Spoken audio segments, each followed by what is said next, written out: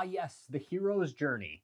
Well trodden as any genre in cinema, this type of story is not just the structure for nearly every adventure film, but you could apply it to most films. Sarah Connor's ascendance from meek waitress to battle-tested savior of mankind in the first two Terminator films, Luke Skywalker in Star Wars, pretty much everybody in The Lord of the Rings, or even Tom Callahan Jr. in Tommy Boy goes through many of the required steps. When it comes to animated films, I can't think of a studio that has more fervently followed this pattern than Disney. The Little Mermaid, Aladdin, The Lion King, Beauty and the Beast, Emperor's New Groove, Big Hero 6, Zootopia. All of these films follow the same pattern. A hero that either comes from small beginnings or experiences a life-altering setback only to learn the necessary lessons to overcome the major challenge standing in their way. For better or worse, Raya and the Last Dragon is the perfect illustration of the hero's journey. Let's talk about it.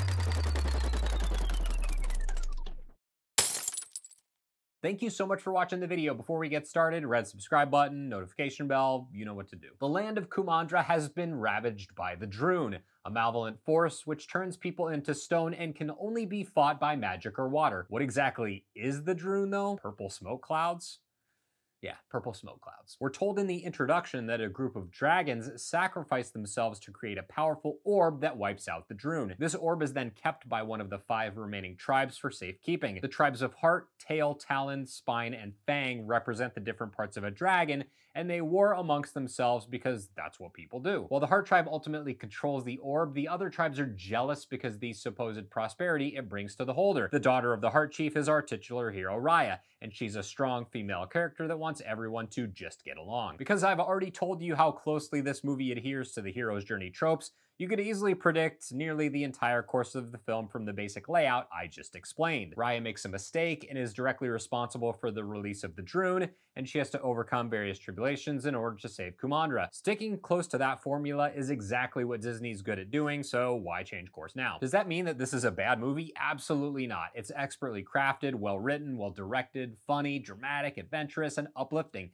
In other words, it's a Disney movie. Kelly Marie Tran, who received an intense amount of hate on social media for her role in The Last Jedi, plays the part of Raya. Disney was like really silent when Tran received all that harassment for her performance in Star Wars, so it's a little bit surprising to see her team up with the same company that did her dirty the first time. Tran nails the warmth and upbeat nature of Raya while also showing what a strong female character can do. I do have a quibble or two with the character, but it takes nothing away from her performance in the role. Raya is strong, honest, and noble almost to a fault. While I understand that failure is a huge part of the hero's journey, Raya takes this to an almost laughable degree. That honest and sincere nature is a critical part of her character, but she doesn't just make one bad decision and then learn from it. She makes the exact same bad decision over and over and over again. The last 15 minutes of this film wouldn't even exist if Raya didn't make a mistake at the end that she's made the entire movie repeatedly. In the end, of course, she learns her lesson, but a lot of the film feels like they're slightly expanding that runtime instead of focusing on the character arc of the lead role. I'm not exaggerating when I say that I spent the last 15 minutes of this movie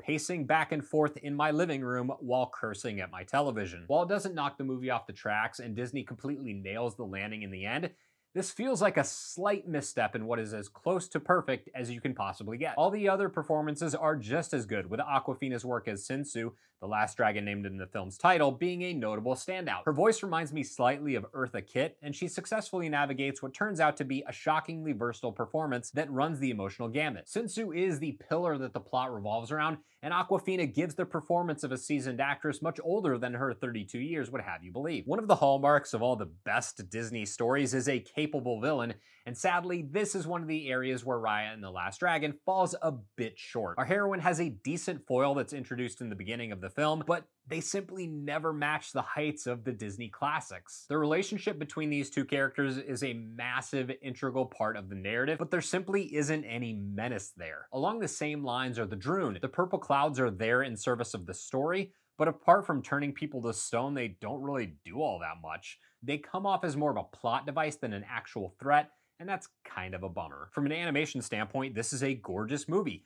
well crafted in the way that only Disney can make. The world of Kumandra is expertly realized, and it's got all the heart and charm we've come to expect from a modern CGI film. Directors Don Hall and Carlos Lopez Estrada prove themselves as capable, having a firm grasp on what Disney expects out of them. They extract maximum value from all the performances and deftly nail all of the correct humorous and emotional beats exactly when they are supposed to. Raya and the Last Dragon is a Disney movie through and through. You know it's going to be funny, heartfelt, honest, and well crafted. On the flip side, it's got a story that hits every single emotional note while still having a very familiar feel to it. I enjoyed this movie from start to finish, don't get it confused, but with the exception of one moment at the very end, I was prepared for what was coming. As you can see from my helmet on the wall back there, I'm a motorcycle guy, and I ride a Triumph Bonneville. This is Triumph's most popular bike, and it's been around forever. It's reliable, versatile, and the fit and finish are the best in the business. But whenever Triumph releases a new Bonneville, it's got a handful of new colors and a few more bells and whistles, but that's pretty much it. I know exactly what to expect, and at no point am I ever blown away when they release details on next year's model. It's both a blessing and a curse because I love it, but I'm not shocked by it. Raya and the Last Dragon is the Triumph Bonneville of movies. It's great, and I adore it, but I'm not the least bit surprised by anything it does. Thank you so much for watching. If you found the review helpful, please consider subscribing. You can also like and share the video since that helps the channel grow. Sound off down in the comments, let me know what you think of Raya and the Last Dragon, and I'll see you next Wednesday at 9 a.m.